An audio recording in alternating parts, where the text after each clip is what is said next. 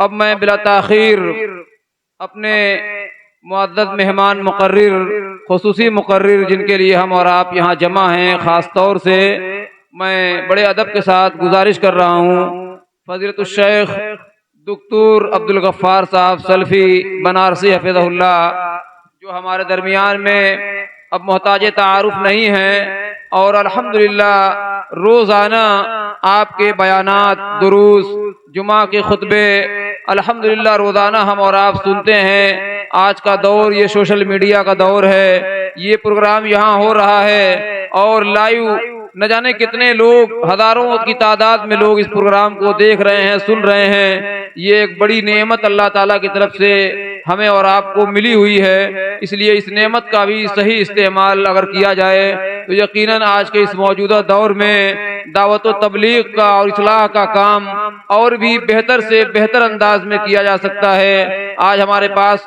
ऐसे ऐसे वसाइल मुहैया हैं जिन वसाइल के बारे में हमने कभी सोचा नहीं था, आज वो सारे वसाइल हमारे सामने दिखाई दे रहे हैं। इसलिए इन वसाइल का मुस्बत इस्तेमाल हमारे लिए, हमारे नौजवानों के लिए, बच्चों के लिए, ख़वातीन के लिए, सबके लिए ये वसाइल बहुत ही मुफीद और कारआमद साबित होंगे।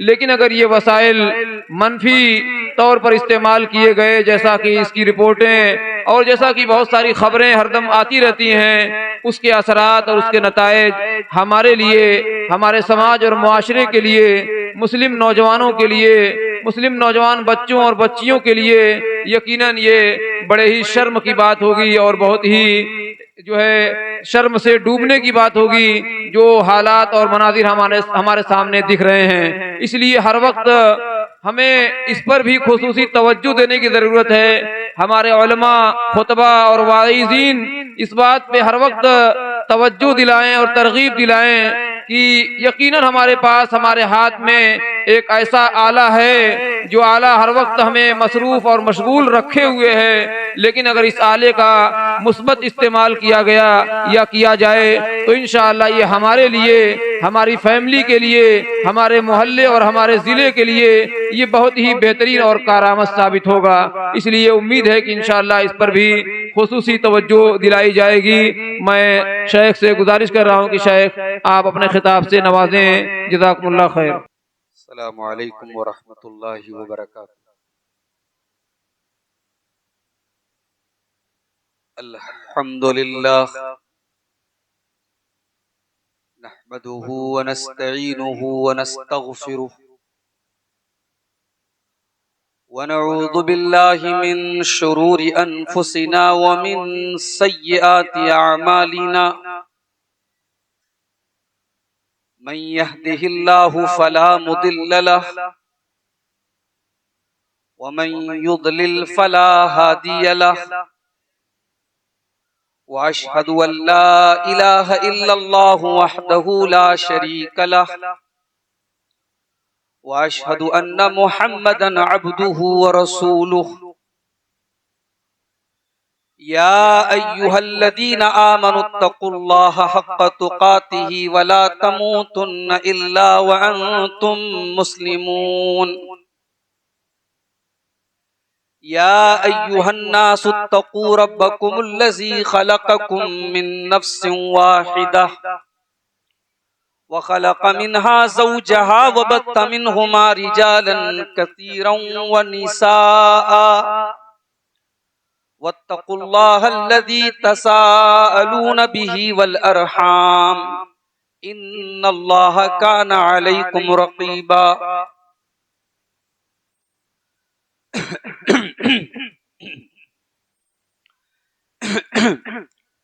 या अय्युहल्लज़ीना आमनुत्तकुल्लाहा वक़ूलू क़ौलन सदीदा युस्लिह लकुम अमालकुम व यग़फिर लकुम ज़ुनूबकुम व मन युतिइल्लाह व रसूलहु फ़क़द फ़ाज़ फ़ौज़न अज़ीमा।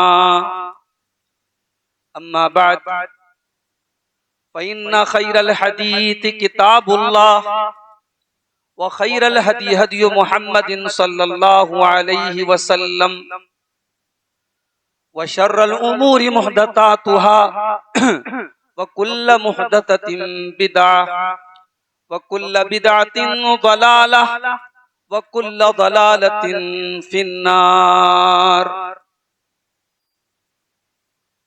औज़ु बिल्लाहि मिनश शैतानिर रजीम। बिस्मिल्लाहिर रहमानिर रहीम। या अय्युहल्लज़ीना आमनू इन तंसुरुल्लाह यंसुरकुम व युसब्बित अक़दामकुम। सदर मोहतरम, उलमाए किराम, मोहतरम बुजुर्गों, नौजवान साथियों, माओ और बहनों, प्यारे बच्चों, सबसे पहले मैं उन तमाम नौजवानों और बुजुर्गों को मुबारकबाद देता हूं जिनकी मेहनतों और कोशिशों से आज का ये इजलास आम, ये प्रोग्राम इस मस्जिद में मुनक्किद हुआ है। अब तो हालात ये हो चुके हैं कि इस तरीके के प्रोग्राम का जब हमारे नौजवान इरादा करते हैं तो बहुत सारे लोगों की तरफ से ये इतराज होता है कि इसका फायदा क्या है, जरूरत क्या है इस तरीके का प्रोग्राम करने। कहने वाले ये भी कहते हैं कि साहब जुमा का खुतबा होता है, काफी है, क्या जरूरत है दर्स करवाने की, प्रोग्राम करवाने की, किसी मेहमान खतीब को बुलाने की, या किसी भी तरीके का दावती या दीनी प्रोग्राम रखने की क्या जरूरत है। इस मिजाज के लोग अगर अल्लाह के रसूल के दौर में होते और प्यारे नबी सल्लल्लाहु अलैहि वसल्लम के ऊपर अल्लाह ताला के दीन की नशर व इशाअत के सिलसिले में जो परेशानियां आई थी, अगर उन परेशानियों को देख लेते तो शायद ये इतराज वहां पर भी करते कि क्या जरूरत है अल्लाह के रसूल आपको इतनी मेहनत करने। कभी आप मक्का के बाजारों में जो लोग हज करने आते थे, उम्रा करने आते थे, उनको पकड़ पकड़ के तौहीद की दावत दे रहे हैं।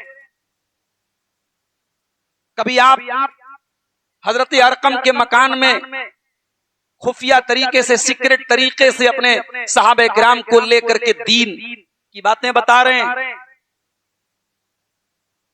कौन सी ऐसी तकलीफ है, कौन सी ऐसी अजियत है जो हमारे नबी को नहीं दी। मगर न नबी थके, न नबी रुके, न नबी का मिशन रुका। क्या तड़प थी मेरे नबी के अंदर, मेरे प्यारे साथी। क्यों अल्लाह के नबी इतने परेशान रहते थे। कभी मक्का में आप लोगों को समझा रहे हैं, कभी ताइफ जा रहे हैं, कभी कुरैश के सरदारों को बुला करके उनको दावत तौहीद दे रहे हैं। तड़प ये थी अल्लाह के नबी के अंदर। फलअल्लका बाखिउन नफ्सका अला आसारिहिम इल्लम युमिनू बिहाज़ल हदीथ असफा। ऐ नबी, अगर ये लोग ईमान नहीं लाते तो ऐ नबी, आपको इतनी फिक्र है इनके ईमान लाने की कि अगर ये ईमान नहीं लाए तो कहीं आप अपने आप को हलाक न कर दें, अपने आप को खत्म न कर दें। अल्लाह के नबी इस फिक्र में घुला करते थे कि कैसे लोग तौहीद के रास्ते पर आ जाएं, कैसे शिर्क को छोड़ दें, कैसे बुराइयों को छोड़ दें, कैसे अल्लाह के बंदे बन करके रह जाएं। हम समाज में देख रहे हैं बुराइयां बराबर फैल रही हैं। हम समाज में दिन ब दिन देख रहे हैं कि अखलाकी कदरें जवाल का शिकार हो रही हैं। बदकारी बढ़ रही है, शराब नोशी बढ़ रही है, बेपर्दगी बढ़ रही है, बेहयाई बढ़ रही है, हरामखोरी बढ़ रही है। और हमें इस तरीके के मसाजिद में होने वाले प्रोग्रामों पर भी एतराज है। और अगर आपको ये लगता है कि बातें तो वही हैं, बातें तो वही हैं, जुमा के मिंबर से भी वही बातें बयान की जा रही हैं, तो फिर कुरान ने ये क्यों कहा, वज़क्किर फ़इन्न ज़िक्रा तनफ़उल मुमिनीन। ऐ नबी, आप नसीहत करते रहिए, नसीहत से मोमिनों को फायदा पहुंचेगा। कुरान करीम का पहला पारा उठाइए, नमाज का जिक्र है, ज़कात का जिक्र है, तो क्या दूसरे पारे में नमाज और ज़कात का जिक्र नहीं है? तीसरे पारे में नमाज और ज़कात का जिक्र नहीं है? वही मज़ामीन है, वही टॉपिक्स है, वही बातें हैं। कुरान अंदाज बदल बदल के, उसलूब बदल बदल के कुरान के हर पारे में आपको मिलेगा। बल्कि कुरान की खुसूसियत अल्लाह ने क्या बयान की, अल्लाहु नज़्ज़ल अहसनल हदीथि किताबम मुतशाबिहम मसानिया। ये कुरान अल्लाह की वो किताब है मुतशाबिहा, जिसकी बातें मिलती जुलती हैं, मसानिया, जिसमें एक ही बात को बार बार दोहराया गया है, जिसकी आयतों को बार बार दोहराया जाता है। तक़शइर्रु मिन्हु जुलूदुल लज़ीना यख़शौना रब्बहुम। हाँ, इस कुरान को सुन करके उन लोगों के रोंगटे खड़े हो जाते हैं जिनके दिलों में अल्लाह का डर होता है। होना तो ये चाहिए ताकि हम अपने गरेबानों में झांकते कि इतने प्रोग्राम और इतने दुरूस और इतने तकरीरें और इतने खुतबे के बावजूद हमारे हालात क्यों नहीं बदल रहे हैं। हमें अपना मुहासबा करना चाहिए था और हम दावत की और इस्लाह की इन कोशिशों पर एतराज कर रहे हैं। शर्म आनी चाहिए मेरे भाई। दुनियावी फंक्शंस और दुनियावी फजूल खर्चियों पर तो हमें कभी एतराज नहीं होता। शादी ब्याह के ताल्लुक से होने वाली चाहे मंगनी की दावतें हो, चाहे शादी के पहले की रस्मों रिवाज हो, चाहे लंबी चौड़ी बारात का मामला हो, चाहे वलीमे के नाम पे 10-10 तरीके की डिशेस का मामला हो, बनारस से लेके मऊ तक आज हमारी पूरी बरादरी और हमारी पूरी कौम फजूल खर्ची की कौन सी ऐसी किस्म है जिसमें मुब्तला नहीं। हम तो इस पर कभी एतराज नहीं करते। इस पर तो हमें कभी तकलीफ नहीं हुई कि साहब फला ने शादी में 30 लाख रुपया क्यों खर्च कर दिया।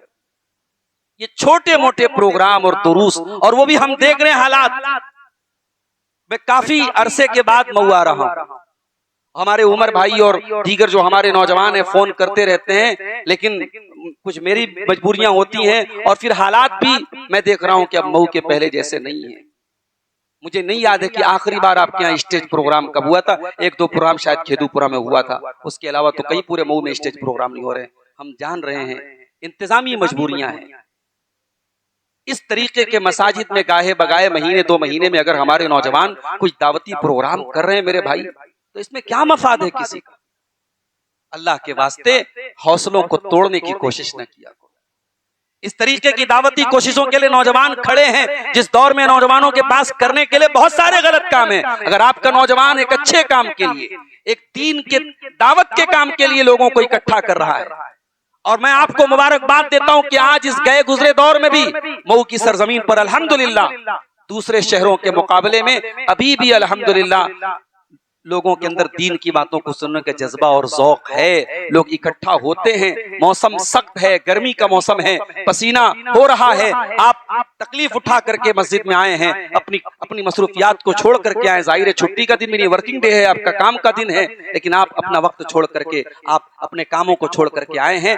मैं समझता हूं कि जज्बा काबिल तारीफ है और इस तरीके के जज्बे की कदर होनी चाहिए। मैं दुआ करता हूं अल्लाह ताला से जिन नौजवानों ने आज का ये प्रोग्राम मुनक़िद किया है, अल्लाह उनको जज़ाए खैर अता फरमाए और इस तरीके की दावती कोशिशों को अल्लाह ताला कबूल फरमाए। अल्लाह हमारी नीयतों में इखलास पैदा फरमाए।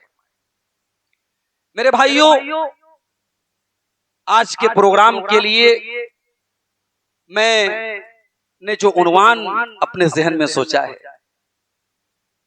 वो उन्वान हमारे हालात से मुताल्लिक है। हमारे हालात दिन ब दिन परेशानियों में तब्दील हो रहे हैं। कारोबारी हालात के बारे में सवाल कर लो, एक ही जवाब मिलता है, बहुत परेशानी। मुल्की हालात का तस्करा करो, एक ही जवाब मिलता है, बहुत परेशान है, बहुत मसाइल हैं। आलमी मसाइल पर अगर नजर दौड़ाओ, मुसलमानों के ताल्लुक से बहुत सारी निगेटिव चीजें हमें नजर आती हैं, बहुत सारी मनफी खबरें हमें नजर आती हैं। सवाल यह है कि हम परेशान क्यों हैं? भाई हम कोई नॉर्मल लोग तो नहीं। सारी दुनिया के करोड़ों लोगों में हम इकलौती वो कौम है जो ला इलाहा इल्लल्लाह की कायल है। हमारे पास कलमे तौहीद है। हम अल्लाह के आखिरी नबी के उम्मती हैं। हमारा ये मनसब और हमारा ये मकाम है। कुरान कहता है कुंतुम खैरा उम्मतिन उखरिजत लिन्नास, तुम दुनिया की सबसे बेहतरीन उम्मत हो, तुम्हें लोगों के लिए बर्पा किया गया है, निकाला गया है। तामुरून बिल मारूफ व तनहौना अनिल मुनकर व तुमिनून बिल्लाह, तुम नेकियों का हुक्म देने के लिए आए हो, तुम बुराइयों से रोकने के लिए आए हो, तुम अल्लाह ताला के ऊपर ईमान रखने वाली कौम हो। क्या वजह है? नबियों को झुटलाने वाली, नबियों को कत्ल करने वाली कौम आज दुनिया में जाहिरी एतबार से हमसे ज्यादा इज्जत याफ्ता है और हम जलीलो खार हैं। परेशान हैं। दुनिया भर के मसाइल, एक मुसीबत खत्म नहीं होती दूसरी मुसीबत शुरू हो जाती है। क्या वजह है मेरे साथियों? एक सवाल तो ये है, और फिर सॉल्यूशन क्या है? इन मसाइल का हल क्या है, या ये कह लीजिए कि इन हालात में हमारी रिस्पॉन्सिबिलिटी क्या है, हमारी जिम्मेदारी क्या है? मैं चाहता हूं कि इस मौजू पर आज के सामने कुछ बातें रखें। आइए कुरान से पूछते हैं। कुरान अल्लाह की आखिरी किताब, दुनिया की इंसानी तारीख के उरूज और जवाल का खुलासा अल्लाह ताला ने एक आयत में पेश किया। सूरह रात की आयत नंबर 11 देखिए। इन्नल्लाह ला युगय्यिरु मा बिक़ौमिन हत्ता युगय्यिरु मा बिअनफुसिहिम। अल्लाह ताला किसी कौम के हालात को तब तक नहीं बदलता जब तक वो कौम अपने करतूतों को न बदल ले। अल्लाह ताला हमें और आपको परेशान करना नहीं चाहता। हम चैन से रहें, सुख से रहें, आराम से रहें, नेमतों में फले फूले। अल्लाह को नऊज़ुबिल्लाह क्या प्रॉब्लम है मेरे भाई? मा यफ़अलुल्लाहु बिअज़ाबिकुम इन शकरतुम व आमनतुम व कानल्लाहु शाकिरन अलीमा।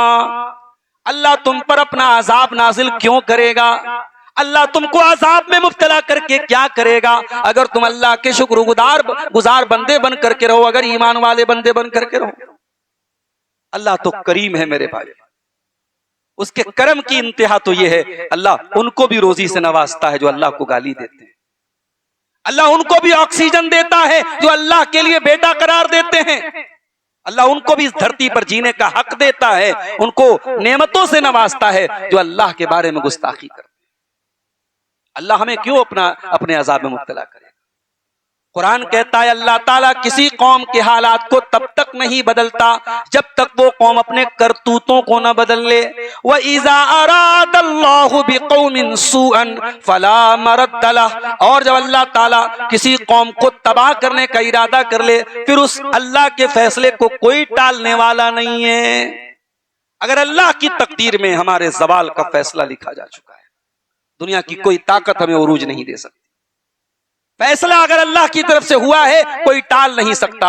वमा लहुम मिन दूनिही मिन वाल। और अल्लाह के मुकाबले में हमारी कोई मदद नहीं कर सकता।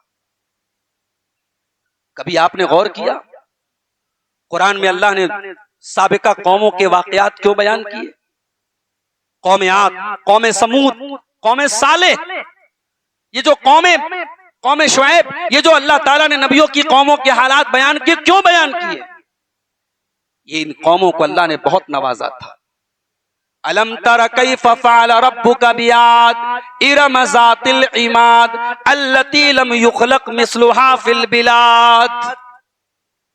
क्या तुमने नहीं देखा अल्लाह ने कौम आद के साथ क्या किया? इरम ज़ातिल इमाद, जो बड़े बड़े खंबे, बड़े बड़े सुतून बना करके मकान बनाते थे। अल्लती लम युख़लक़ मिस्लुहा फिल बिलाद, इतने लंबे चौड़े थे, उतने वैसी मखलूक फिर कभी पैदा नहीं हुई। कौम आद अल्लाह ताला ने बड़ा पावरफुल बनाया था, लंबे चौड़े थे। व समूद अल्लज़ीना जाबु सख़्र बिलवाद। और याद करो कौम समूद को, जो पहाड़ों को तराश तराश करके मकान बनाते थे।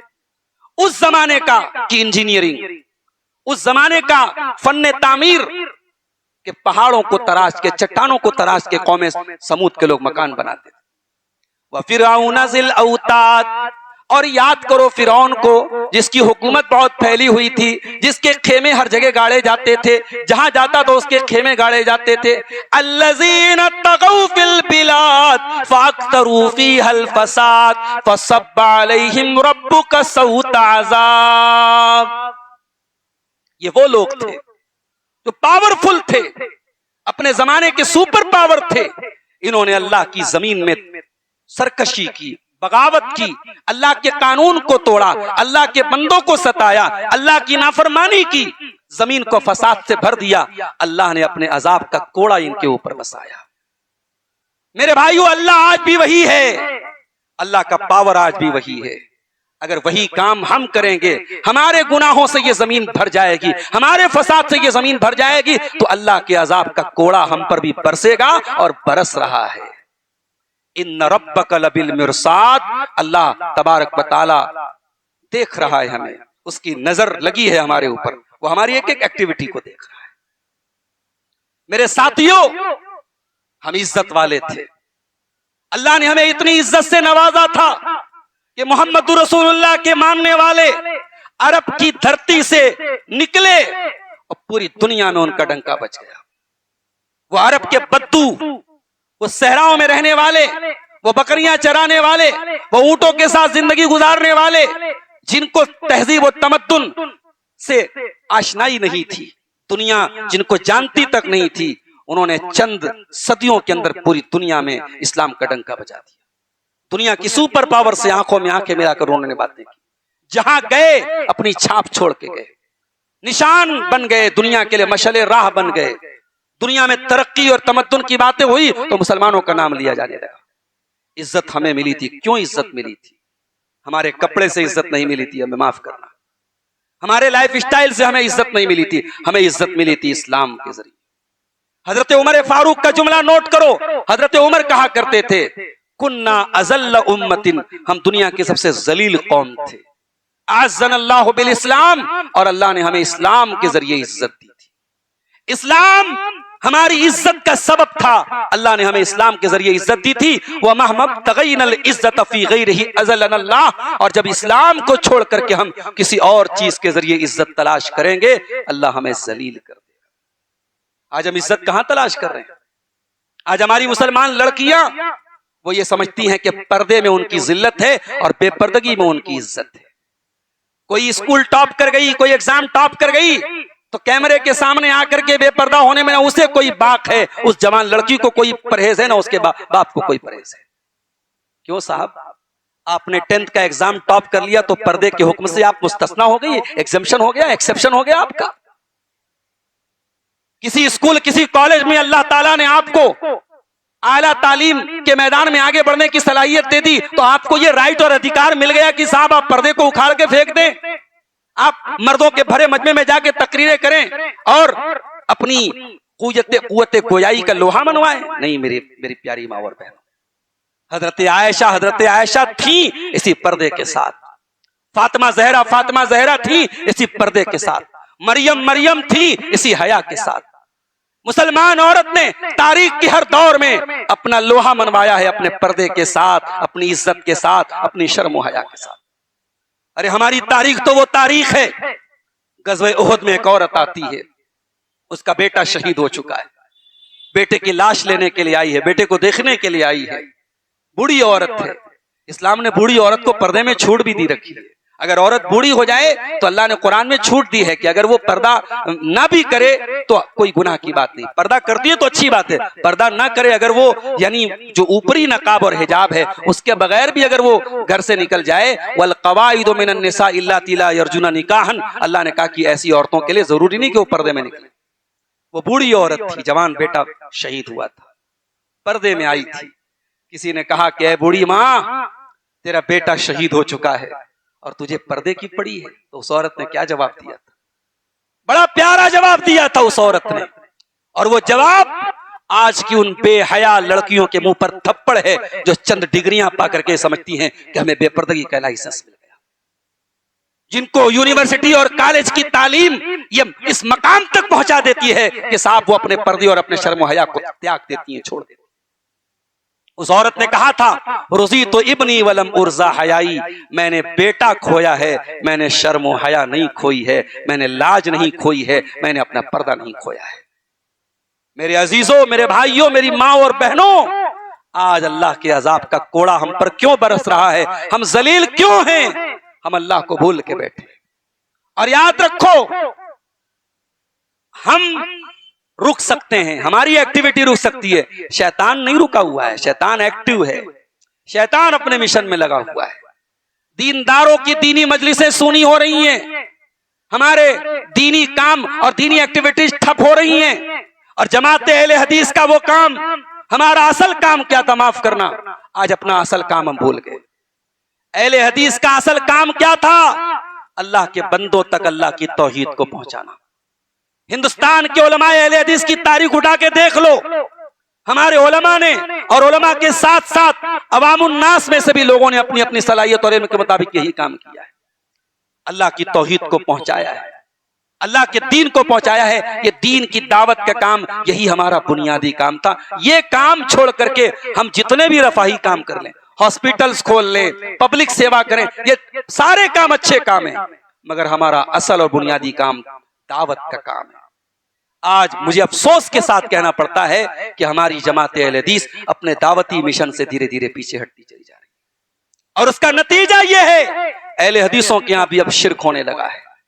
अहले हदीसों के यहां भी अब कब्र परस्ती आने लगी है। अहले हदीस घरों में तावीज पहना जाने लगा है। अहले हदीसों के दुनिया भर की अखलाकी और अमली और एतकादी खराबियां पैदा होती चली जा रही है। उसका नतीजा यह है कि आज हमारी सफों में से ये आवाजें उठती हैं कि साहब ये प्रोग्रामों की क्या जरूरत है, इन तकरीरों की क्या जरूरत है, इन दुरूस की क्या जरूरत है। अभी शेख अब्दुल्ला साहब एक बात बोल रहे थे, सोशल मीडिया बहुत मुफीद चीज है। हमारे ये तमाम यूट्यूबर हजरात ये तकरीरें रिकॉर्ड कर रहे हैं, यूट्यूब पर आ रही है। लोग, मैं बाज इलाकों में जाता हूं, लोग कहते हैं मौलाना साहब हम आपको डेली सुनते। बहुत अच्छी बात है, आप मोबाइल पर उलमा को सुन रहे हैं, मगर उसका ड्रॉबैक क्या हुआ, उसका नुकसान क्या हुआ कि अब ये मजलिसें सुनी पड़ने लगी। अब साहब ये है कि चलो हम मोबाइल में सुन लेंगे, क्या जरूरत है। अब्दुल गफ्फार साहब बनारस से चल के मऊ में आए और डोमनपुरा की इस मस्जिद में खिताब कर रहे हैं, और डोमनपुरा से 1 किलोमीटर और आधा किलोमीटर दूर पे रहने वाला इंसान अपने घर को, अपने बिस्तर को छोड़ के मस्जिद में आने को तैयार नहीं। क्यों साहब, हम मोबाइल में सुन लेंगे, हम तो ये फला का चैनल आ रहा है, लाइव आ रहा है, हम लाइव देख लेंगे। ये है इस सोशल मीडिया का बहुत बड़ा मनफी पहलू। और एक साहब ने आज बड़ी एक अजीब बात कही, कहा कि मौलवी साहब अब तो कुरान उठाने की तौफीक भी अल्लाह ने छीन ली। कुरान उठाने की तौफीक भी छीन ली गई। जुमा का दिन आया, सूरह कहफ पढ़ना है, मोबाइल खोल के पढ़ लिया। अब आप मसला पूछे मौलाना मजहर साहब से और अपने मऊ के तमाम सीनियर उलमा से कि साहब मोबाइल पे सूरह कहफ पढ़ना सही है कि नहीं, तो कोई फतवा तो ये तो नहीं देगा कि सही नहीं, जायज तो है। मगर इसकी गारंटी कौन लेगा कि आप सूरह कहफ की तिलावत कर रहे हैं और तब से व्हाट्सएप पर मैसेज आ गया, आप मैसेज में लग गए, आप फेसबुक में लग गए, आप स्टेटस चेक करने लगे, आप यूट्यूब में लग गए। मोबाइल, ये जो इसको बोलते हैं ना मल्टीमीडिया और स्मार्टफोन, बहुत स्मार्ट है ये मोबाइल, आपसे ज्यादा स्मार्ट है ये मोबाइल। कितनी खूबसूरती से आपके रिश्तों को खा रहा है, आपको अंदाजा नहीं। आपके बच्चों का बचपन छीन रहा है, आपको अंदाजा नहीं। मेरी 3 साल की बच्ची है, बसा औकात अजीबो गरीब जवाब देती है। मैंने अपनी अहलिया से कहा कि ये जवाब ये इसने कैसे दिया। उन्होंने कहा कि ये वीडियो का असर है, यूट्यूब का असर है। हमारे बच्चे हमारी बातों से ज्यादा यूट्यूब से सीख रहे हैं। और आप यकीन करें, आप यानी करीब से मुशाहदा करें कि छोटे बच्चों को भी जो यूट्यूब पर जो वीडियोस दिखाए जा रहे हैं, बड़ी खूबसूरती से उसके अंदर हमारे बच्चों को बेहयाई का सबक सिखाया जा रहा है। गर्लफ्रेंड, बॉयफ्रेंड और ये और वो अला बला, 5-5 साल के 6-6 साल के बच्चों को ये इस्तिलाहात सिखाई जा रही है। ये हराम रिश्ते, ये नाजायज रिश्ते जो हमारे समाज में, और खास तौर से हम अपने समाज की, बनारस और मऊ की अपनी बिरादरी के समाज की हम बात करें, हमारे समाज में शायद ये सब चीजें पहले बहुत नापैद थी, आज ये आम होती चली जा रही। क्यों? इस सोशल मीडिया का बहुत बड़ा दखल है। अब कुरान की तिलावत के लिए हमें मुसहफ उठाने की जरूरत, अब कुरान उठाने की जरूरत नहीं साहब, हम मोबाइल पर ही कुरान सुन लेंगे। तकरीर सुनने के लिए मस्जिद में आने की जरूरत नहीं, मोबाइल पर ही हम लाइव सुन लेंगे। नहीं मेरे भाइयों, अपनी आदत को थोड़ा सा तब्दील करो। मैं कल नेपाल गया था, प्रोग्राम था रात में, हमारे वालिदैन भी साथ में थे। सुबह सुबह हम लोग नेपाल की खूबसूरत पहाड़ियों के बीच में तफरीह के लिए निकले। मोबाइल पे नेटवर्क नहीं था। 1 घंटा 2 घंटा हम लोग, गर्मी का मौसम है लेकिन पहाड़ों पे बेहतरीन खूबसूरत मौसम बनाए, तो दिल में ख्याल आया, दिमाग में ख्याल आया कि जिंदगी में कुछ लम्हात ऐसे भी होने चाहिए जब आदमी आउट ऑफ नेटवर्क हो, जब मोबाइल का झंझट ना हो, किसका फोन आ रहा है, किसका मैसेज आ रहा है, इस झंझट से इंसान नजात पाए। कुछ वक्त अपने लिए निकाले, अपने बच्चों के लिए निकाले, अपनी फैमिली के लिए निकाले। आज माफ करना मेरे साथियों, इस मोबाइल ने हमसे हमारे अपनों का वक्त छीन लिया है। अल्लाह के प्यारे नबी की सीरत आप देखिए, अल्लाह के नबी से ज्यादा हम तो बिजी नहीं हो सकते ना। अल्लाह के नबी the most busy person of the world, दुनिया में सबसे बिजी लोगों में से आप थे। मगर अल्लाह के नबी जब अपने घर में होते थे तो क्या आप अपनी बीवी से हंसी मजाक के लिए टाइम नहीं निकालते थे? अपने बच्चों की तरबियत के लिए आप टाइम नहीं निकालते थे? हत्ता कि हजरत आयशा से पूछा गया अल्लाह के नबी घर में क्या करते थे, फरमाया यकून फी मेहनत आलिही, अल्लाह के प्यारे रसूल सल्लल्लाहु अलैहि वसल्लम जब घर में होते थे तो अपने घर वालों के कामों में हाथ बटा दिया करते थे। जिंदगी में कुछ वक्त ऐसा भी होना चाहिए मेरे साथियों। आज समाज को बिगाड़ने में और समाज को बर्बाद करने में, माफ कीजिएगा, इस मोबाइल ने बहुत बड़ा किरदार अदा किया है। और अगर हम इसकी खतरनाकी को नहीं महसूस करेंगे, मैं अपनी माओ से एक बात कहना चाहता हूं, आज अपनी बच्चियों के हाथ में आपने मोबाइल दिया है, मैं ये तो नहीं कह सकता कि आप मोबाइल मत दीजिए। ये कहना तो शायद नाइंसाफी की बात हो जाएगी। आज बड़ी जरूरत की चीज है, पढ़ाई इसके बगैर नहीं हो सकती, राब्ता इसके बगैर नहीं हो सकता है। मगर आप अपनी बच्ची को जब मोबाइल दे रही हैं और आपकी बच्ची जवानी की दहलीज पर कदम रख चुकी है, तो अपनी बच्ची को यह तरबियत देना भी आपकी जिम्मेदारी कि सही क्या है, गलत क्या है। ये वो दौर नहीं है जब आप ये भरोसा करके सो जाएं कि साहब हमारे बच्चे माशाअल्लाह समझदार हैं। नहीं, आपको अपनी आंखें, अपने दिल और दिमाग को खोलना पड़ेगा, वरना कितनी खूबसूरती से मुसलमान लड़की 8-8 साल 10-10 साल मदरसों में पढ़ने वाली लड़की मुर्तद हो जाती है इसी समाज के अंदर, हमें और आपको महसूस भी नहीं होता है। मेरे भाइयों, अपनी औलाद की तरबियत पर तवज्जो दो। कुरान कहता है या अय्युहल्लज़ीना आमनू कू अनफुसकुम व अहलीकुम नारा, ऐ ईमान वालो अपने आप को और अपने घर वालों को जहन्नम की आग से बचाओ। कुरान की आयत नाजिल होती है व अनज़िर अशीरतकल अक़रबीन, ऐ नबी अपने करीबी रिश्तेदारों को डराओ।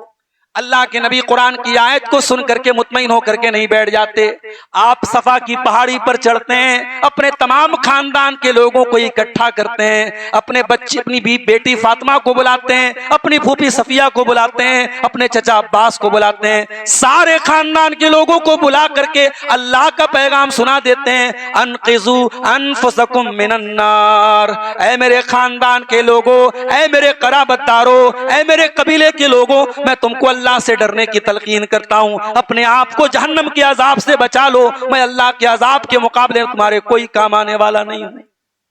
अगर नबी को अल्लाह ये हुक्म दे रहा है कि अपने करीबियों को डराओ, तो ये हुक्म हमारे और आपके लिए भी है कि अपने करीबियों को डराओ। आज आप 5 टाइम के नमाजी हैं, आपका बेटा नमाज नहीं पढ़ता, आपकी बेटी नमाज नहीं पढ़ती, आपकी जवान बेटी बेपर्दगी करती है, आपका जवान बेटा रात को 12 बजे तक लापता रहता है, रातों में उसका फोन बिजी जा रहा है, वो कहां जा रहा है, क्या खा रहा है, क्या कर रहा है, कौन सी एक्टिविटीज में मुब्तला है, आपको अंदाजा है मेरे साथियों। आज इसी समाज में इग़लामबाजी, लिवातत और ज़िनाकारी उरूज पा रही है। इसी समाज में हमारा मुसलमान नौजवान शराब तो शराब, उल्टे सीधे किस्म के ड्रग्स और नशे का शिकार है। इसी समाज में हमारी नौजवान लड़कियां ऐसी ऐसी हरकतें कर रही हैं कि जिनको सुन करके और देख करके यानी शर्म को भी शर्म आती है। मेरे प्यारे साथियों, इन हालात में कुरान की आयत हमें हमेशा अपने सामने रखना चाहिए, अपने आप को और अपने घर वालों को जहन्नम की आग से डराओ। इज्जत अगर चाहिए मेरे साथियों तो अल्लाह की तरफ लौटना पड़ेगा। वलिल्लाहिल इज्जतु वली रसूलिही, इज्जत का मालिक अल्लाह है। कुलिल्लाहुम्मा मालिकल मुल्क तूतिल मुल्क मन तशा, ऐ नबी आप कह दीजिए, ऐ अल्लाह तू बादशाहत का मालिक है, तू जिसे चाहता है बादशाह देता है, जिससे चाहता है बादशाह छीन लेता है। व तुइज्जु मन तशा व तुज़िल्लु मन तशा, तू जिसको चाहता है इज्जत देता है, तू जिसको चाहता है जिल्लत देता है। इस दौर में हमारी एक और बहुत बड़ी जिम्मेदारी है कि हम दीन का इल्म हासिल करें। जी हां, आज इंग्लिश मीडियम स्कूल में भारी भरकम फीस अदा करके अपने बच्चों को हम पढ़ाने के लिए तैयार हैं, और मदरसों में जहां फ्री में तालीम होती है, ये मदरसे आज बंद होने की कगार पे। आज अपनों गैरों का क्या शिकवा करें, अपनों ने आज ये हालात पैदा कर दिए हैं कि मदारिस, कितने मदारिस बंद होने की कगार पे।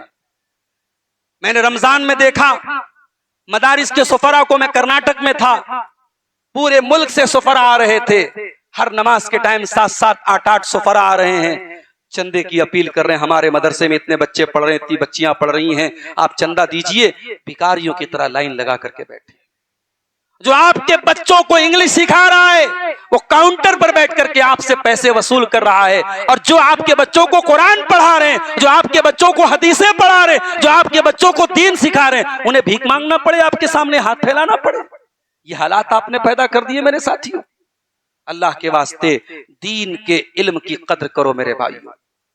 अपने एक बच्चे को जरूर आलिम बनाओ, अपनी एक बच्ची को जरूर आलिमा बनाओ। कोई एक शमा घर में ऐसी हो जिससे इल्म दीन की रोशनी फूटती रहे। कोई एक बेटा तो ऐसा हो, सारे बेटे इंग्लिश में बात कर रहे हैं, सारे बच्चियां माशाअल्लाह फॉरवर्ड हैं और इंग्लिश में और कंप्यूटर में माहिर हैं। एक बेटा तो ऐसा हो जब दुआ के लिए हाथ उठाए तो कहे रब्बिरहमहुमा कमा रब्बयानी सगीरा, परवरदिगार मेरे माँ बाप पर रहम फरमा जिस तरीके से बचपन में उन्होंने मुझे पाला है। कोई एक बेटा तो इस काबिल हो कि जनाजे की नमाज आपकी पढ़ी जाए तो बेटा खड़ा होकर के दुआ करे, इखलास के साथ, लिल्लाहियत के साथ, दर्द के साथ और तड़प के साथ ये दुआ पढ़े, अल्लाहुम्मा फ़िर लि हय्यिना व मय्यितिना व शाहिदिना व गायबिना व सगीरिना व कबीरिना। आपकी जनाजे की नमाज तो पढ़ सके।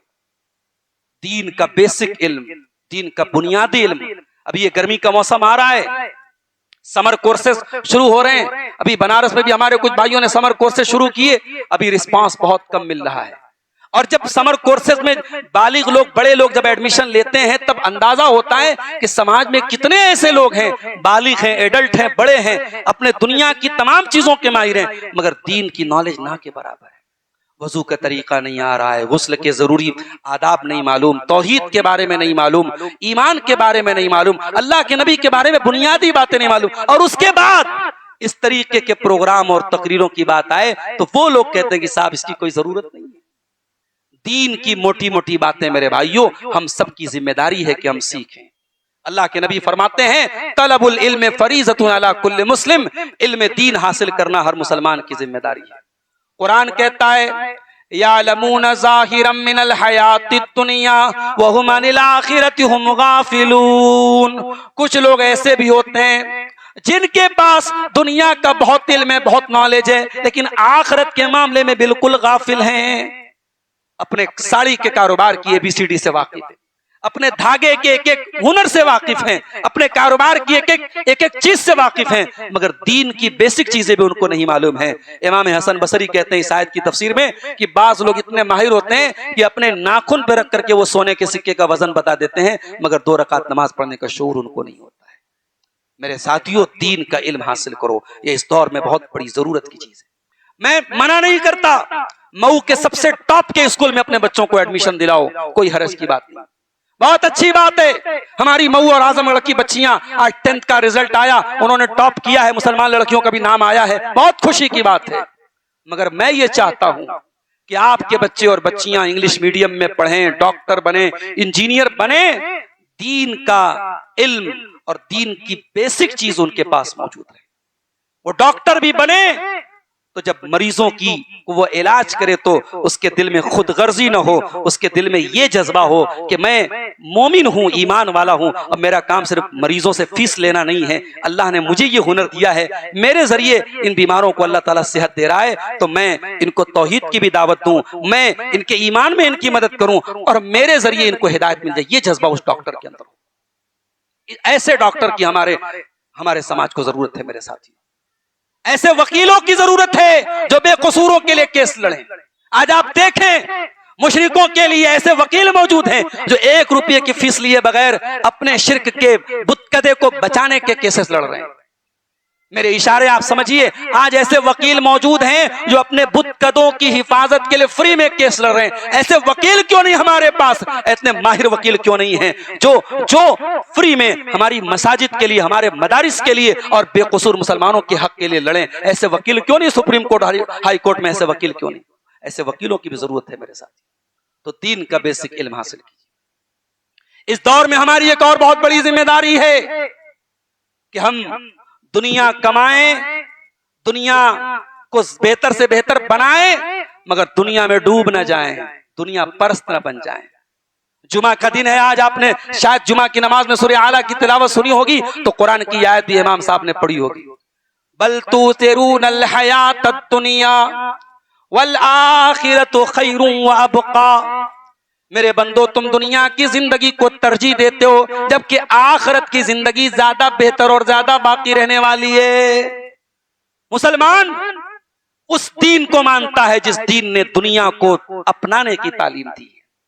दुनिया की और कौमों ने यह कहा अल्लाह को राजी करना है, जंगलों में चले जाओ, रहबानियत इख्तियार कर लो, शादी मत करो, बच्चे पैदा मत करो। मेरे नबी ने कहा अन्निकाहु मिन सुन्नती, निकाह मेरी सुन्नत है। मेरे नबी ने फरमाया उसल्ली व अरकुद, मैं नमाज भी पढ़ता हूँ, रात में आराम भी करता हूँ। वह असुम व उफ्तिर, मैं रोजा भी रखता हूँ और नागा भी करता हूँ, और मैंने निकाह भी किया, और यही मेरा तरीका है। तो दुनिया को बेहतर बनाओ मेरे भाई। मैं तकरीबन 20 सालों से 25 सालों से मऊ में आ रहा हूँ। मैंने मऊ के इन 20-25 सालों में मऊ के लाइफ स्टाइल में बहुत तब्दीली देखी है। हमारा लाइफ स्टाइल बहुत आला हो गया है, हमारे दस्तरखान बहुत वसी हो गए, हमारे मकानात बहुत कुशादा हो गए, हमारा तर्ज जिंदगी, हमारा लाइफ स्टाइल पहले से बहुत शानदार हो गया। हम बदले तो हैं और इस बदलाव में कोई हरज की बात भी नहीं है, मगर ये तब्दीली अगर दुनिया में हम अपने लाइफ स्टैंडर्ड को आला से आला करते चले जा रहे हैं और दीन के मामले में पीछे होते चले जा रहे हैं, तो ये अफसोस की बात है।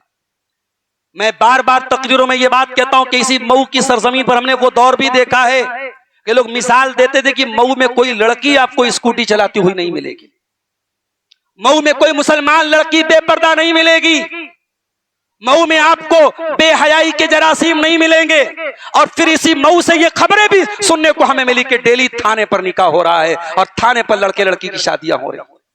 इसी मऊ से ये खबरें भी मिली हमको कि साहब आज एक्स्ट्रा मैरिटल अफेयर समाज में बड़ी तेजी से बढ़ता चला जा रहा है। आज बास खवातीन की तरफ से ये सवालात भी आते हैं, मौलवी साहब मैं शादीशुदा हूं, मेरा शौहर मुझे छोड़कर किसी दूसरी औरत के चक्कर में पड़ा है, कोई दुआ सिखा दीजिए, कोई वसीफा बता दीजिए, कोई कुरान की आयत बता दीजिए, मैं बहुत परेशान हूं, मेरा शौहर मुझे गालियां देता है, मुझे बुरा भला कहता है। माफ करना मेरे भाइयों, जो शौहर शादीशुदा होने के बावजूद अपनी बीवी को छोड़ करके हराम रिश्तों में मुब्तला हैं और गैर महरम औरतों से रिश्ते रखे हुए हैं, ऐसी औरतों को दुआओं की जरूरत नहीं है, उनके शौहरों को जूते और चप्पल से मारने की जरूरत है। उनको दुआओं की और वजीफों की जरूरत नहीं है। मैं कहता हूं कि ठीक है, अगर तुझे अल्लाह ने ताकत दी है, इस्तिताअत दी, तू 2 शादी कर ले और दोनों बीवियों को उनका जायज हक दे। और अगर तेरे पास अपनी पहली बीवी को देने के लिए भी टाइम नहीं है और तू दूसरी औरत से हराम रिश्ते बना के रख रहा है और पहली बीवी को मार रहा है, डांट रहा है, गाली दे रहा है, तो तू दुनिया का जलील तरीन इंसान है। तुझे अपने आप को मुसलमान भी नहीं कहना चाहिए। मेरे नबी ने क्या फरमाया, खैरुकुम ले अहलिही व अना खैरुकुम ले अहली। ओ लोगों, तुम में सबसे बेहतरीन इंसान वो है जो अपनी फैमिली के लिए अच्छा हो और मैं अपनी फैमिली के लिए सबसे अच्छा हूं। अल्लाह के नबी ने फरमाया। आप अपनी बीवी को गाली दे रहे हैं, बीवी पर जुल्म कर रहे हैं और एक्स्ट्रा मैरिटल अफेयर, नाजायज और हराम रिश्तों में आप मुब्तला हैं। मेरे प्यारे साथियों, आज हमारा जमाना तरक्की कर रहा है, हमारे माहौल में तरक्की हो रही है, मगर अखलाकी एतबार से हम नीचे गिर रहे हैं, अखलाकी एतबार से हम जवाल के शिकार हैं। इसलिए मैं बार बार कहता हूं कि दुनिया परस्त मत बनो मेरे भाई, आखिरत के बारे में भी कुछ सोचो। दूसरों का हक मार कर, हुकूकुल इबाद को के ऊपर हमला करके, दूसरों की जमीन को नाजायज कब्जा करके, दूसरों का हक मार के अगर हम मर भी जाएंगे, क्या लेके जाएंगे? जिसने अपनी बहन और बेटी को वरासत में हक नहीं दिया, जिसने अपनों का हक मारा है, अपने भाई का हक मारा है, अपने पड़ोसी का हक मारा है, कभी वो जब मर जाए तो उसके जनाजे में जाके देखो वो अपने साथ क्या लेके गया। कुछ नहीं लेके गया, सब ठाट पड़ा रह जाएगा जब लाद चलेगा बंजारा। बहन का हक मारने वाला, बेटी का हक मारने वाला, भाई का हक मारने वाला, भतीजे का हक मारने वाला जब दुनिया से जाएगा खाली हाथ जाएगा और ऐसा कफन पहन के जाएगा, उस कफन में कोई पॉकेट, कोई जेब नहीं होगी, कोई बैंक बैलेंस लेके नहीं जाएगा और 2 गज जमीन के अंदर जब दफनाया जाएगा और मुनकर नकीर उसके पास आएंगे, न उसकी औलाद काम आएगी जिसके लिए उसने हराम कमाया था, न बीवी काम आएगी जिसके लिए उसने हराम कमाया था, न बच्चे काम आएंगे जिसके लिए उसने बेईमानी और हराम काम किया था। दुनिया परस्त मत बनो मेरे प्यारे साथियों। अल्लाह के नबी ने फरमाया, मल फक़रा अख्शा अलैकुम, ऐ मेरे सहाबा, मुझे इस बात का डर नहीं है कि तुम मेरे बाद गरीब हो जाओगे, वलाकिन अख्शा अलैकुम अन तुबसत अलैकुम दुनिया कमा बुसितत अला मन कान क़ब्लकुम। मुझे इस बात का डर है कहीं दुनिया तुम पर फैला न दी जाए, कहीं दुनिया तुम पर कुशादा न कर दी जाए। फतनाफसूहा कमा तनाफसूहा, और अपने से पहले के लोगों की तरह तुम दुनिया को हासिल करने के लिए कहीं आपस में लड़ने न लगो। फतुहलिककुम कमा अहलकतहुम, और दुनिया तुमको भी कहीं हलाक न कर दे। दुनिया ने हमको हलाक कर दिया मेरे साथ। नौजवानों के अंदर ये जुआ की लत कहां से आई? दुनिया परस्ती की वजह से। ये ड्रीम 11 गेम के जरिए हमारा नौजवान करोड़पति बनना चाह रहा है। कितने नौजवानों ने खुदकुशी कर ली, कितने नौजवानों ने पूरे घर वालों को अजियत में मुब्तला कर दिया। क्यों? क्योंकि हमने दुनिया को सब कुछ समझ लिया। नहीं मेरे साथियों, बल तू सिरूनल हयात दुनिया वल आखिरतु खैरुन व अबका, सूरह आला की आयत हर जुमा को हम सुनते हैं। मेरे बंदो, तुम दुनिया को सब कुछ समझते हो, जबकि आखिरत की जिंदगी ज्यादा बेहतर और ज्यादा बाकी रहने वाली है। तो आखिरत की फिक्र पैदा करो मेरे साथियों। इस दौर में हमारी एक और जिम्मेदारी भी है, हम मायूस न हो। फलस्तीन के अंदर क्या हो रहा है, हम उसकी वीडियो बना बना के और नेट से वीडियो लेकर के हम शेयर कर रहे हैं। भाई क्या करना चाहते हो तुम? क्यों अपने ही मुसलमान भाइयों को और मायूस कर रहे हो? हम क्यों अपनी कौम के मुतालिक अच्छी खबरों को तो दबा देते हैं और बुरी खबरों को खूब फैलाते हैं? और जबकि हम जानते हैं कि ये फेक न्यूज का दौर है। अभी हमारे मुल्क और पड़ोसी मुल्क में जो तनातनी का माहौल था, उस दौर में बहुत फेक न्यूज फैली है। दोनों तरफ से बहुत फेक न्यूज फैलाई गई है। सोशल मीडिया फेक न्यूज का अड्डा बन गया है। फर्जी वीडियो, फर्जी फोटो, फर्जी चीजें एडिट कर करके डाली जा रही। खबरदार, मैं एक पैगाम देना चाहता हूं, अपनी कौम को मायूस मत करो मेरे साथियों। हम ऑलरेडी बहुत परेशान हैं, हमारी परेशानियों में और इजाफा मत करो। अपनी कौम को मायूस मत करो। नबी ने मायूसी से मना किया है। नबी ने हमें उम्मीदों की रोशनी दिलाई है। अल्लाह के नबी फरमाते हैं, वल्लाहि लयुतिम्मन्ना हाज़ल अम्र, अल्लाह की कसम, अल्लाह अपने दीन को गालिब करेगा। ये दीन वहां तक पहुंचेगा, मा बलगल लैल वन नहार, जहां तक रात और दिन पहुंचते हैं। वला यत्रुकुल्लाहु बैत मदरिन वला वबरिन इल्ला अदखलहुल्लाहु अज़द्दीन, अल्लाह ताला हर कच्चे और पक्के मकान में अपने दीन को दाखिल करेगा। बेइज्जत अजीजिन और बेजुल्ल जलीलिन, इज्जत वाला इस्लाम कबूल करके इज्जत पाएगा, जिल्लत वाला जलील होकर के इस्लाम को छोड़ेगा, मगर इस्लाम हर घर तक पहुंचेगा। ये नबी की पेशन गोई है मेरे साथियों। मायूस क्यों होते हो? अगर हमने वो दौर देखा होता जब नबी अकरम मक्का की धरती पर चंद लोगों के साथ इस्लाम की दावत दे रहे थे, अगर हमने वो दौर देखा होता तो हमारा क्या हाल होता? जब नबी के मानने वालों पर कितनी तकलीफें दी जा रही थी, कहीं अम्मार को पीटा जा रहा है, कहीं बिलाल को तपती रेत पे लेटाया जा रहा है, कहीं सुमैया को शहीद किया जा रहा है, कहीं खुबैब की बोटियां काटी जा रही हैं। ये सारा दौर नबी ने देखा, सहाबा ने देखा, मगर मायूस नहीं हुए मेरे साथ। हमें अल्लाह की जात से मायूस नहीं होना है। मुश्किलात आएंगी, परेशानी आएंगी, अगर हम अपनी तौहीद पर खड़े हैं। और एक बात और याद रखो, सोना खरीदने जाते हो, सोने में 24 कैरेट भी होता है, 22 कैरेट भी होता है, 20 कैरेट भी होता है। अगर कोई 20 कैरेट का सोना ले ले, हम कहते चलो भाई ठीक है, ये 24 कैरेट तो नहीं है मगर है तो सोना, 20 कैरेट है, कुछ हल्का है मगर है तो सोना। अल्लाह के यहां जो तौहीद चाहिए वो 24 कैरेट चाहिए, वो 22 भी नहीं चाहिए, वो 20 भी नहीं चाहिए।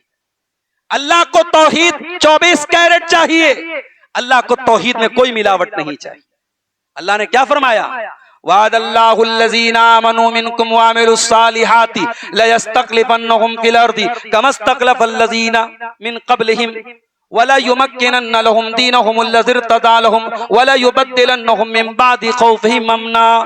ऐ ईमान वालो, अल्लाह का वादा है, अल्लाह तुम्हारे दीन को गालिब भी करेगा, अल्लाह तुम्हारी मदद भी करेगा, अल्लाह तुमको अमन और चैन भी अता फरमाएगा। शर्त क्या है, कंडीशन क्या है? याबुदूननी ला युशरिकून बी शैया, मेरे बंदो तुम सिर्फ और सिर्फ मेरी इबादत करना और मेरी इबादत में जरा सा भी तुम शिर्क मत करना। शैया, अल्लाह ताला ने कहा कि कुछ भी शिर्क नहीं चलेगा। अल्लाह को तौहीद 24 कैरेट चाहिए। मऊ के अहले हदीसों, डोमनपुरा के अहले हदीसों, आपकी पहचान आपके अकीदे से है, आपकी पहचान आपकी तौहीद से है। इस पहचान को कभी मिटने मत देना और अपने अकीदे को 24 कैरेट का बना लेना। कभी ये सुनने को न मिले कि अहले हदीस ने अकीदे में मुफाहमत कर ली, कभी ये सुनने को न मिले कि अहले हदीस ने तौहीद में कोई कंप्रोमाइज कर लिया। अपने अकीदे को 24 कैरेट का बना लेना और इसी की दावत देना है अपने उन भाइयों को जिनको तौहीद से भटकाया गया है, जिनको तौहीद से हटाया गया, किसी को कब्र परस्ती में लगा दिया गया, किसी को पीर परस्ती में लगा दिया गया। अपने उन तमाम भाइयों को दर्द के साथ और तड़प के साथ हमें तौहीद के रास्ते पे लाना है। आज मऊ के उलमा की तारीख आप पढ़िए, बनारस के उलमा की तारीख आप पढ़िए। हम तो साहब पंखे चल रहे हैं, एग्जॉस्ट चल रहा है, जरा सी गर्मी होती है तो हमें बर्दाश्त नहीं होता। हमारे उलमा ने कैसे तबलीग की है। मैं अभी बनारस में एक जनाजे में गया, इत्तेफाक से जहां जनाजे की नमाज पढ़ी जा रही थी वही मौलाना हबीबुल्लाह साहब का मकान था। बनारस में एक अहले हदीस आलिम गुजरे थे मौलाना हबीबुल्लाह साहब, उनको मौलाना हब्बी बोलते थे, मौलाना हब्बी साहब। मैंने कहीं पढ़ा था, हमारे उस्ताद मोहतरम मौलाना यूनुस साहब ने लिखा था कि मौलाना हबीबुल्लाह साहब वो आलिम दीन थे कि बनारस में जब गाजी मियाँ का मेला लगता था, जो आज भी मेला लगता है, जब वो मेला लगता था तो वो बेचारे बनारस में गाजी मियाँ के मेले में, लोहता एक जगह है बनारस में, वहां के मेले में, बजटिया के मेले में जाते थे क्योंकि मेले में बड़ी भीड़ आती थी, और अपनी टिफिन लेके जाते थे और सुबह से शाम तक वहां बैठ करके लोगों को पकड़ पकड़ के तौहीद की दावत देते थे। 10 लोगों को समझाते थे, 10 में से कोई एक आदमी बात सुन लेता था, कोई एक आदमी इस्लाह कर लेता था। खाने का टाइम होता था, अपनी टिफिन खोलते थे, खाना खा लेते थे, शाम तक ये काम करते थे। इस तरीके से नगर नगर गांव गांव उन्होंने घूम करके अल्लाह के दीन की दावत की थी, अल्लाह की तौहीद को पहुंचाया था। मेरे साथी, ये काम हमारे असलाफ का था, ये काम हमारे उलमा का था, ये काम हमारा भी होना चाहिए। हम तौहीद पर खरे उतरें और अल्लाह के बंदों को तौहीद से जोड़ें। मेरे प्यारे साथियों, अल्लाह के साथ शिर्क करके हम अल्लाह को राजी नहीं कर सकते, माफ करना।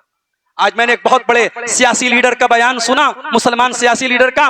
उनसे किसी ने पूछा कि हिंदुस्तानियों के पास क्या है, उन्होंने कहा साहब हमारे पास गरीब नवाज है, हमारे पास गरीब नवाज है। यानी आज आपको अपनी कब्र परस्ती पर, अपनी मुर्दा परस्ती पर, अपनी पीर परस्ती पर फख्र है, और आप किसी अल्लाह के नेक बंदे को गरीब नवाज का टाइटल देके उस पर फख्र करते हैं। माफ करना मेरे भाइयों, मुसलमान का अकीदा ये होना चाहिए, हमारा गरीब नवाज अल्लाह है, हमारा दस्तगीर अल्लाह है, हमारा गौसे आजम अल्लाह है, और इसी तौहीद की दावत अल्लाह के बंदों को देनी चाहिए। मौजूदा दौर में एक काम और हमें करने की जरूरत है। हम और आप ये तो मानते हैं कि हालात को बदलने की ताकत अल्लाह के हाथ में, और हम ये भी जानते हैं ला यरुद्दुल क़ज़ा इल्ला दुआ, कि हालात को अगर कोई चीज पलट सकती है तो दुआ पलट सकती है। हम दुआ क्यों नहीं करते? बाज लोग दुआ को बड़े हल्के में लेते हैं। एक साहब कहने लगे हरम में दुआ हो रही है, अल्लाह फलस्तीन के मुसलमानों की मदद फरमा, दुआ से क्या होगा? अरे दुआ से बहुत कुछ होगा। दुआओं से तकदीर बदल जाती है। दुआओं से अल्लाह ताला ने अपने नबी बद्र के मैदान में 313 सहाबा थे, नबी ने दुआ की थी अल्लाहुम्मा इन तुहलिक हाज़िल इसाबता लन तुबदा फिल अर्ज़, ऐ अल्लाह अगर ये मुट्ठी भर हलाक हो गए तो फिर तेरी इबादत करने वाला कोई नहीं होगा। अल्लाह ने अपने नबी की दुआ कबूल की और आसमान से फरिश्ते अल्लाह की बंदों की मदद के लिए उतरे थे। तो कभी दुआ को हल्के में मत लेना मेरे साथ, दुआ करते रहना। वइज़ा सालक इबादी अन्नी फ़इन्नी क़रीब, ऐ मेरे नबी जब आपसे मेरे बंदे पूछे अल्लाह कहाँ है तो जवाब दे देना कि मैं करीब हूँ, उजीब दावत दाई, मैं दुआ करने वाले की दुआ को सुनता हूँ। शर्त यह है फलयस्तजीबू ली वलयुमिनू बी, कि बंदा मेरी बात माने और मेरे ऊपर ईमान रखे। दुआ किया करो मेरे साथियों, अल्लाह से रुजू करो, अल्लाह से गिड़गिड़ाओ, अपनी रोजी रोटी के लिए भी दुआ करो, अपनी औलाद की नेकी के लिए भी दुआ करो, अपने हालात की इस्लाह के लिए भी दुआ करो। और मेरे साथियों, मौजूदा दौर में हमारे करने का एक काम और भी है, और ये बहुत अहम काम है, और आज जुमा का खुतबा भी मैंने इसी मौजू पर दिया है। आज हम और आप हम देखते हैं कि समाज में बहुत सारे लोग बुराई में मुब्तला हैं, बहुत सारे लोग ऐसे हैं जो शराब और शबाब में मुब्तला हैं, गुनहगार हैं, खताकार हैं, बदकार हैं। हम जब दीन की बात करते हैं, नमाजियों को करीब करते हैं, दीनदारों को करीब करते हैं, और जो समाज के बुरे लोग हैं हम उन्हें दूर छटका देते कि साहब इनका दीन से कोई ताल्लुक नहीं। हम बुरे लोगों को दूर कर देते हैं। अल्लाह ने कुरान में अपने नबी से क्या कहा? कुल या इबादियल्लज़ीना असरफू अला अनफुसिहिम ला तक़नतू मिर रहमतिल्लाह। ऐ नबी आप कह दीजिए, ऐ मेरे वो बंदो जिन्होंने गुनाह कर करके अपनी जानों पर जुल्म कर लिया है, बहुत गुनाह कर लिया, बहुत गलत काम कर लिए, ला तक़नतू मिर रहमतिल्लाह, ऐ गुनहगारो, ऐ शराबियो, ऐ जानियो, ऐ अल्लाह को नाराज करने वालों, अल्लाह की रहमत सिर्फ नमाजियों के लिए नहीं है, अल्लाह की रहमत सिर्फ तहज्जुद पढ़ने वालों के लिए नहीं है, अल्लाह की रहमत तुम्हारे लिए भी है। ला तक़नतू मिर रहमतिल्लाह, आ जाओ अल्लाह से तौबा कर लो, अल्लाह से माफी मांग लो, अल्लाह की रहमत से मायूस न हो। तौबा कर लो मेरे साथियों, तौबा कर लो, इससे पहले कि तौबा का दरवाजा बंद हो जाए, तौबा की तौफीक छीन ली जाए। हमें और आपको तौबा करनी चाहिए, अल्लाह से माफी मांगना चाहिए। हमने वो दौर भी देखा, कोरोना का दौर देखा, हमने वो दौर भी देखा, कारोबार की मंदी का वो दौर बनारस में हम इस वक्त देख रहे हैं। 70% बनारस का नौजवान आज बनारस छोड़ के कोई सूरत जा रहा है, कोई बेंगलोर जा रहा है। कहने वाले कह रहे साहब बनारस में इतनी मंदी का दौर कभी नहीं आया, इतनी मंदी हो आ गई, इतनी परेशानियां आ गई, इतनी बड़ी बीमारी आ गई। हमारी बुराइयों में कोई कमी नहीं आई, हमारे गुनाहों में कोई कमी नहीं आई, हमारी लापरवाही में कोई कमी नहीं आई। मस्जिदें आज भी खाली हैं, अल्लाह से ताल्लुक हमारा आज भी कमजोर है और गुनाहों का बाजार आज भी गर्म है। मेरे प्यारे साथियों, तौबा करो, अल्लाह से अपना ताल्लुक मजबूत करो मेरे अजीजों। इमाम इब्नुल जौजी ने एक जगह बड़ी प्यारी बात लिखी है, लिखा है कि नेकी करने की मशक्कत खत्म हो जाती है मगर नेकी का सवाब बाकी रहता है। तज़हबु मशक्कतु ताअति व यबका सवाबुहा, नेकी पर जो मेहनत करते हो वो मेहनत तो फौरन खत्म हो जाती है मगर नेकी का सवाब बाकी रहता है। व तज़हबु लज़्ज़तुल मासिया, और गुनाह की लज्जत खत्म हो जाती है। व यबका इक़ाबुहा, लेकिन गुनाह की सजा बाकी रहती है। मेरे साथियों, चंद मिनट का गुनाह वक्ती तौर पे हमें लज्जत देता है मगर उसकी सजा, उसकी नहूसत हमारी जिंदगी के साथ बरकरार रहती है। इसलिए अगर हमसे कुछ गुनाह हुए हैं, कुछ नाफरमानियां हुई हैं, तो हमें अल्लाह ताला से तौबा करनी चाहिए, अल्लाह से माफी मांगनी चाहिए, अल्लाह की तरफ पलटना चाहिए। अल्लाह को तौबा करने वाले बंदे बहुत पसंद हैं। अल्लाह कुरान में कहता है इन्नल्लाह युहिब्बुत तव्वाबीन, मैं तौबा करने वालों को पसंद करता हूँ। अल्लाह कुरान में हमें तौबा की दावत देता है, या अय्युहल्लज़ीना आमनू तूबू इलल्लाहि तौबतन नसूहा, ऐ ईमान वालो अल्लाह की बारगाह में सच्ची तौबा करो। हदीस कुदसी में अल्लाह ताला कहता है, ऐ आदम के बेटे, जब तक तू मुझसे उम्मीद लगाता रहेगा, मुझसे माफी मांगता रहेगा, मैं तेरे गुनाहों को माफ करता रहूंगा, वला उबाली, और मुझे कोई परवाह नहीं है। इसलिए मेरे साथियों, अगर अपने हालात को बदलना चाहते हो, अपनी जिल्लत को इज्जत में तब्दील करना चाहते हो, तो अल्लाह ताला से हम सबको चाहिए कि हम तौबा करें, अपने गुनाहों से बाज आ जाएं, अल्लाह की तरफ रुजू करें। इंशाअल्लाह ये हालात बदलेंगे और अल्लाह ताला हमें नेकियों की तौफीक देगा और गुनाहों से बचने की अल्लाह ताला हमें तौफीक देगा। मैं इसी के साथ अपनी बात को खत्म करते हुए दुआ करता हूँ कि रब्बुल आलमीन हमें हमारे हालात की, हम सबको इस्लाह करने की तौफीक अता फरमाए। रब्बुल आलमीन अपने गुनाहों से हम सबको बाज आने की तौफीक अता फरमाए। अल्लाह हमारी खताओं से दरगुजर फरमाए, अल्लाह हमारी नेकियों को कबूल फरमाए। रब्बुल आलमीन हमारे नौजवानों को दिन की तरफ पलटने की तौफीक दे। अल्लाह हमारी माँ बहनों को इस्लामी शरीयत और इस्लामी पर्दे का उनको पाबंद बना दे। रब्बुल आलमीन हमें अपने समाज की बुराइयों को कंट्रोल करने की तौफीक अता फरमाए। अल्लाह हमारी रोजी रोटी में बरकत अता फरमाए। अल्लाह हमारे बीमारों को शिफा अता फरमाए। अल्लाह हमें इस तरीके के नेकी के कामों में बढ़ चढ़ करके हिस्सा लेने की तौफीक अता फरमाए। जब तक हम दुनिया में जिंदा रहें, इस्लाम पर जिंदा रहें और हम सब का खात्मा ईमान पर हो। आमीन। रब्बना तक़ब्बल मिन्ना इन्नका अंतस समीउल अलीम व तुब अलैना इन्नका अंतत तव्वाबुर रहीम। व सल्लल्लाहु तआला अला नबीना मुहम्मद व अला आलिहि व सहबिहि अजमईन। वस्सलामु अलैकुम व रहमतुल्लाहि व बरकातुहू। हाफिजुर रहमान सनाबली साहब और जनाब शफीकुर रहमान साहब और शेख मजहर आज़मी साहब, आप लोग अपने हाथों से हमारे मुअज़्ज़ज़ मेहमान खुसूसी मुकर्रिर जनाब डॉक्टर अब्दुल गफ्फार साहब को मोमेंटो पेश करें। बहुत जमाल अरफन साहब भी आ जाएं। शेख की बहुत बड़ी कुर्बानियाँ हैं, मुसलसल अल्हम्दुलिल्लाह आप इस दावती तालीमी और तदरीसी मैदान में लगे हुए हैं। अल्लाह ताला से दुआ है कि अल्लाह ताला आपको हिम्मत और हौसला और आपको सेहत कामिला और आजला अता फरमाए और आपको रूबा सेहत हर वक्त रखे। सफ़र की तमाम सोबतों से अल्लाह ताला आपको महफूज रखे। आमीन। बहुत बहुत शुक्रिया, जज़ाकुमुल्लाह खैर।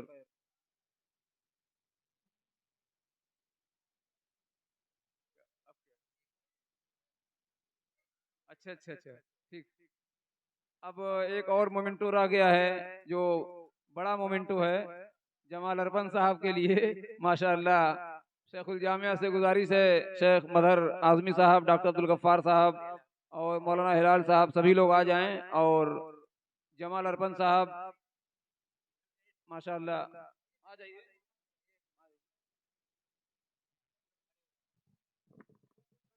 सब लोग शामिल हो जाएं। माशाअल्लाह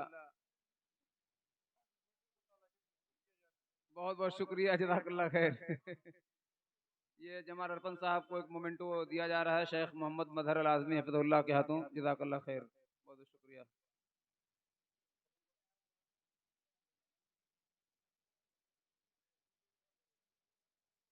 अब आप तमाम हजरात के शुक्रिया के साथ आज के इस प्रोग्राम के अख्तिताम का ऐलान किया जाता है।